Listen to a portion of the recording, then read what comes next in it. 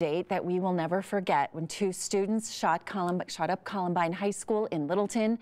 Our world changed forever, and now, almost 20 years later, we look at how the events of that day transformed how we view school safety, guns, also media coverage. We also look at how students today are changing the dialogue once again. We're here today with Daniel Brogan, the president and editor-in-chief of 5280 Publishing, which has put out a special Columbine issue, and also Sherry Lawson, the director of operations for the Rebels Project, which supports survivors of mass tragedy. Thank you both for being here today. This is always, especially in journalism, a difficult day, difficult week, a difficult month for us to address. For you to put so much into this full issue of this magazine, tell me what was behind that.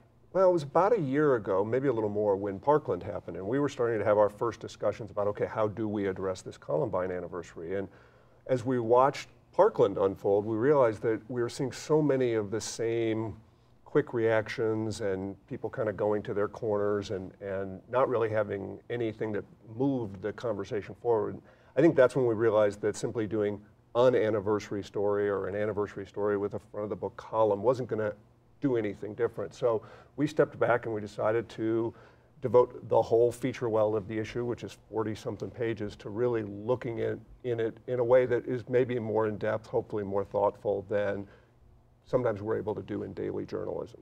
And we're looking at some of those articles and some of those pictures now. Tell us about some of the highlights. Well, I think the more we dug into it, we realized that there were really four big areas that you had to address. One was gun laws, school safety, mental health, and, as you alluded to, the media. What's our role in this?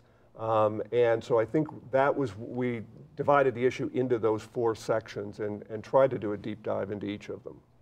Well, Sherry, I want to ask you about the Rebels Project. It's a beautiful program, unfortunately, that needs to exist right now. But tell me what it's about.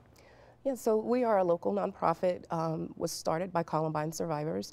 After the Aurora movie theater shooting, some alum got together and decided they wanted to reach out to this community that was so close to them, and they knew what the road ahead for those survivors.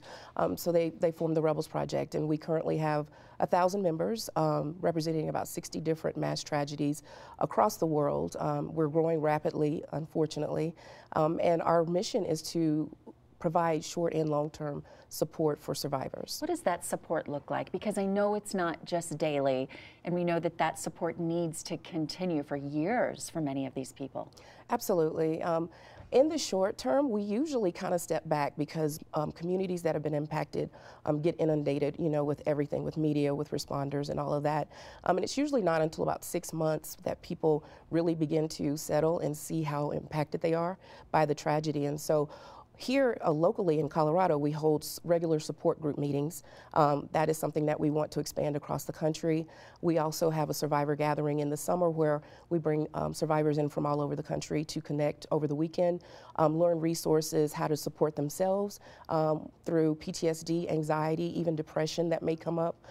We have a project journey where we want to help fund mental therapy and support for survivors. A lot of times insurance runs out and people are financially devastated in trying to remain healthy in the aftermath. We know how important that is. Sherry, Daniel, thank you for being here today. Thanks for having us. And encourage everybody to pick up a copy of 5280. You've done a beautiful job of highlighting of these stories and updating the stories. And we also want to mention here at Channel 2 and our news partners Fox 31, we're taking a different approach on how we address this as well, and focusing on the positive, where people are today, some of those stories of hope. So you can look for those stories this week. And we'll be taking that look back all week on the Columbine tragedy and updates again to some of those heartwarming stories.